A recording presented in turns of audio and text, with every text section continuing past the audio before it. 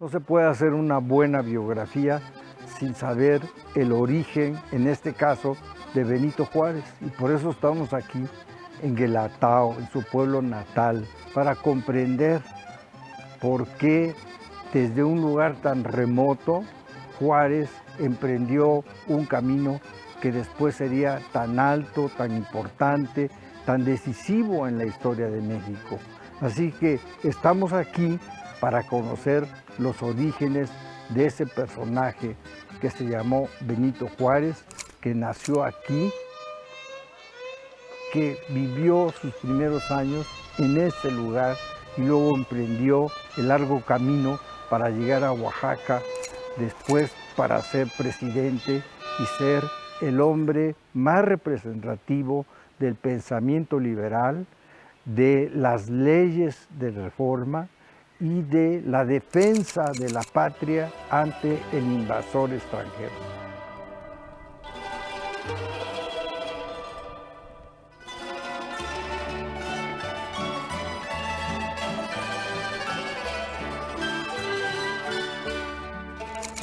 Aquí tenemos una reconstrucción de la casa de Juárez cuando fue niño aquí en Guelatao. Como ven, es una reconstrucción a base de información histórica, pero seguramente esta es una casa de adobe y ya con teja. Seguramente la casa original era más bien como se ve la puerta, aquella de carrizo y embarrada con barro, y más sencilla, más simple, más humilde, más pobre. Pero es una buena reconstrucción de las casas que entonces había en ese tiempo y de las que siguen habitando los pobladores de esta región. Por ejemplo, esto que vemos como puerta es el carrizo que se desarrolla y crece aquí en todas las márgenes de los ríos o en esta maravillosa laguna. La sabiduría popular dice que los hombres son hechos por el tiempo y la circunstancia que viven, pero el caso de Benito Juárez salta todos esos esquemas y esos prototipos. Debió de ser desde esa edad, desde niño, un hombre extraordinario con un carácter y una fuerza de voluntad fuera de serie. ¿Por qué? Porque a esa edad, siendo un niño, decide abandonar este lugar que está entonces aislado, viviendo en medio de la pobreza, sin posibilidad alguna de educarse. Y él desde niño tiene una ambición. Él escribe en su libro que deja como herencia para sus hijos, que la ambición que lo llevó a salir de Guelatao e irse a Oaxaca era la de educarse, de ir a la escuela, de aprender. Y eso revela algo verdaderamente increíble porque él era un niño indio zapoteca, o sea, de los más humildes entre los humildes, de los más pobres entre los pobres y de los más ignorantes entre los ignorantes. Entonces, desde ahí se ve que lo que dominaba en él era una fuerza de carácter extraordinaria. Es una vida peculiar, yo creo, dentro de la misma República Mexicana, no solo dentro de América y quizá del mundo, pero porque nace en Oaxaca en 1806, un poquito antes de la independencia. Creo que le tocó ese momento en que abre oportunidades para los indígenas inteligentes, los mestizos inteligentes y los criollos inteligentes, pero que antes a lo mejor no estaban permitidos por aquello de que los gobernantes venían de fuera. Después buscar, incluso ir a una escuela, el Colegio Real, que tenía dos secciones, la sección de los niños decentes y la de los otros. En los otros pues no se ocupaban mucho de la educación. Entonces cuando él se da cuenta que el profesor no lo ayuda, él se pone a repetir y a repetir para aprender el español. Y a partir de ese momento hace algo extraordinario.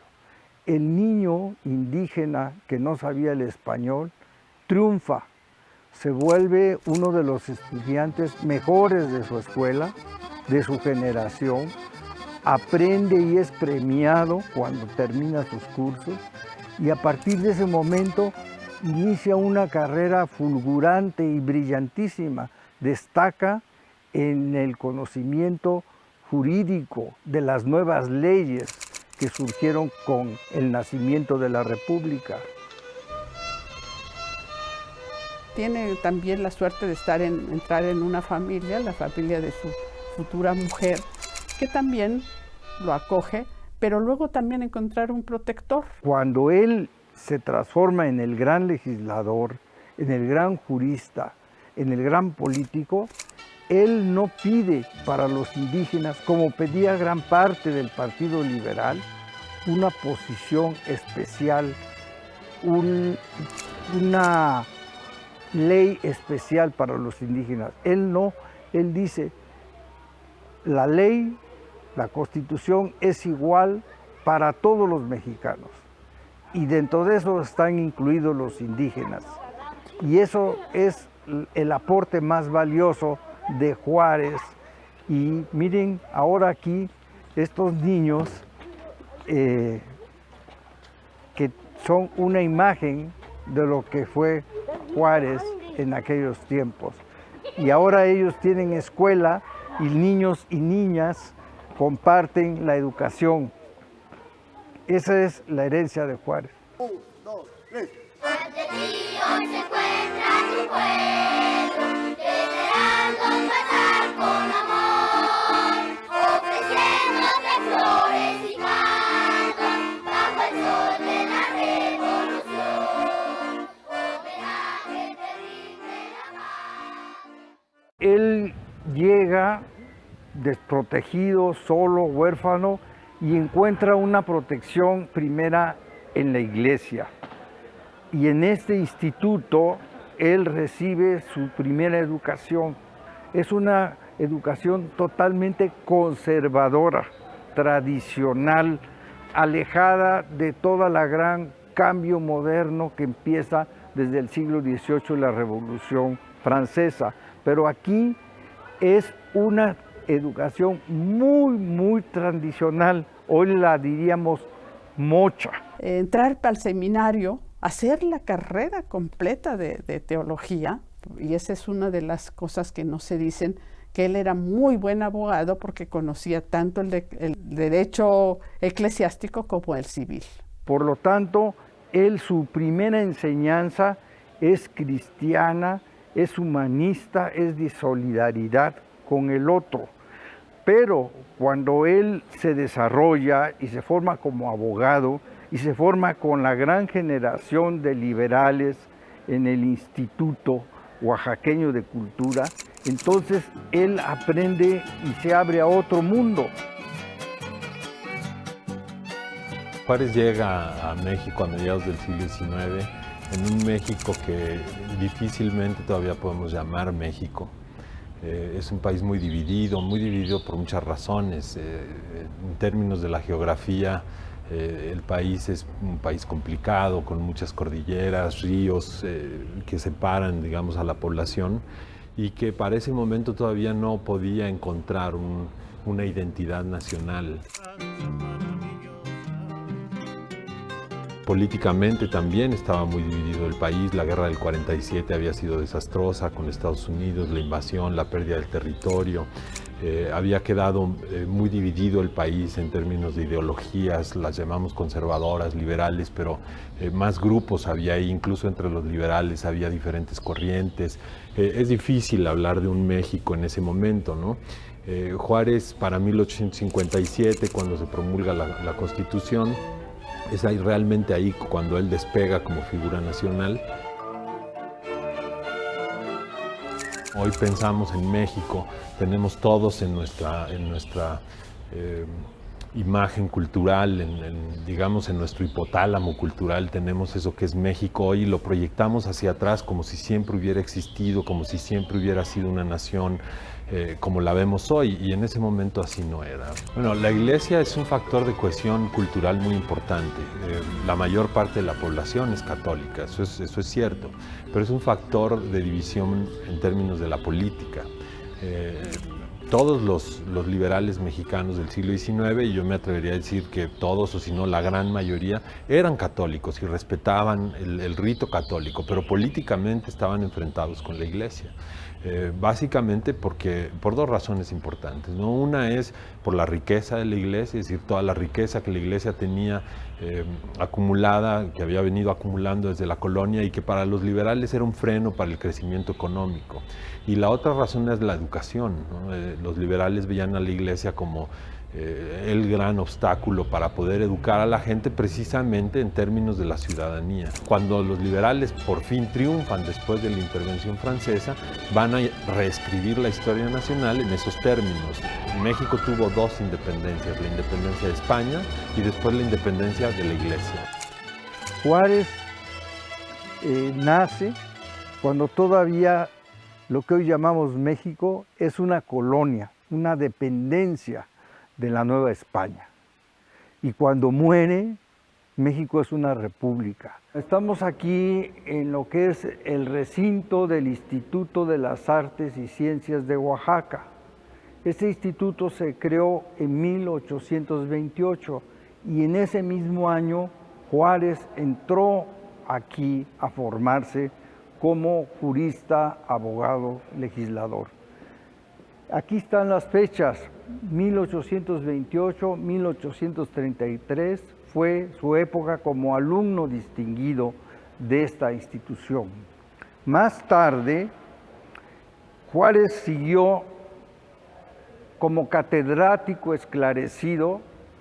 De 1832 a 1835 fue su primer periodo. Otro más fue de 1852 a 1853.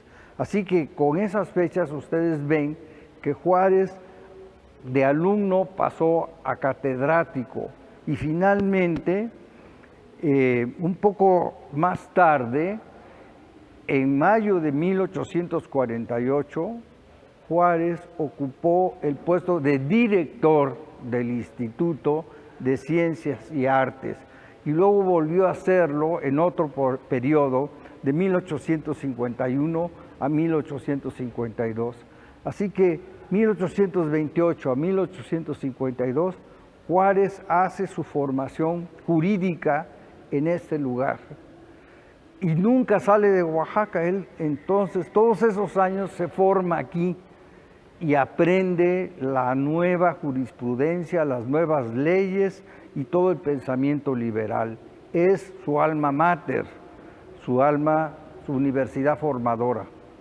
Con la formación que recibe aquí, hace un cambio trascendental porque de estudiante y profesor se vuelve legislador. Según los griegos, era la posición más alta a la que podía llegar un ser humano, a dictar, decretar y hacer cumplir las leyes que rigen el comportamiento humano y político de una sociedad. Las leyes de reforma son decretos que el presidente emite más o menos. La primera me parece que es 55, 56, la última es de 60. Y no se incorporan a la Constitución hasta mucho tiempo después, hasta 73. Y bueno, entre ellas está, por ejemplo, las leyes relativas a la desamortización de los bienes de la Iglesia. La Iglesia era un gran propietario, era, digamos, tenía muchas tierras o daba créditos, por ejemplo, ¿no? Hacía las veces de una institución bancaria. La Iglesia también era una gran educadora, ¿no? Los colegios, muchos eran, la mayoría, organizados, administrados por la Iglesia. Los panteones, los matrimonios, por ejemplo, ¿no? Lo que se acostumbraba a casarse por la Iglesia, ¿no? Y las leyes de reforma lo que querían era establecer el registro civil, que el matrimonio fuera un contrato que se celebra ante el Estado. La ley de desamortización de bienes, por ejemplo, consistía en quitarle a la Iglesia los bienes que se vendieran, que entraran al mercado y que pudieran ser mucho más productivos. Uno de los términos que se utilizaban en la época para referirse a los bienes de la Iglesia eran los bienes en manos muertas. Juárez hace eso, construye su pensamiento alrededor de las ideas liberales. El Partido Conservador, en lugar de tener un apoyo firme en la República, pide la ayuda del extranjero y entonces es cuando hacen comisiones y expediciones a Europa para tratar de traer un príncipe, un monarca, un rey extranjero. Juárez se opone violentamente a eso y como es nombrado presidente de la Suprema Corte de Justicia, cuando el país por un accidente queda sin el presidente elegido, Juárez asciende al puesto de presidente y entonces se vuelve el defensor de la República. Él asume la defensa nacional frente a la intervención extranjera, frente a la alianza de Francia con el príncipe Maximiliano, y empieza algo increíble en este país, que hay una invasión de los ejércitos franceses que vienen a apoyar a Maximiliano. Juárez toma la bandera de la República, se vuelve no solamente ya el director político del Partido Liberal, sino que organiza la defensa nacional, organiza los ejércitos y se vuelve un político que recorre toda la República para defender el país. Es como una roca, la única roca fuerte que mantiene lo que se pensaba en la Constitución de 1857 y la de 1821. Defender a la República contra el enemigo, mantener los principios republicanos y liberales, no admitir que un gobierno extranjero y menos un rey, un monarca, pudiera gobernar México. Se vuelve un emblema de la defensa nacional, un emblema de la República, un emblema del derecho de los pueblos a determinar su propio destino. Yo creo que el gran parteaguas es esa Constitución del 57. Esa es el gran parteaguas de la historia mexicana del siglo XIX. De hecho, claro, si usted se fija, la propia idea de república restaurada hace referencia a la vuelta a la república que había elaborado la Constitución de 1857. Ese va a ser, digamos, digo el gran parteaguas porque ahí es por primera vez donde se define de manera consecuente lo que es el ideal de una sociedad liberal. Digo como ideal, otra cosa después lo que ocurriría en la realidad, pero digamos que ese sería el gran momento fundacional. Benito Juárez tiene la fortuna de cuando es presidente, tiene alrededor una verdadera luminaria de protagonismos del liberalismo mexicano. Está junto a él, ocupando puestos de importancia, Melchor Ocampo, Ignacio Ramírez, Justo Sierra, muy joven todavía, pero más que nada Ignacio Manuel Altamirano, Ignacio Ramírez, Melchor Ocampo, el Zarco, que es el gran periodista del momento, los dos hermanos, Miguel y Sebastián Lerdo de Tejada, y sin embargo Juárez tuvo la habilidad de conjugar a todos ellos y de unirlos en el propósito de fortalecer el Partido Liberal. Una cosa es que se decrete la ley y otra cosa muy distinta es echarla a andar o implementarla, ¿no?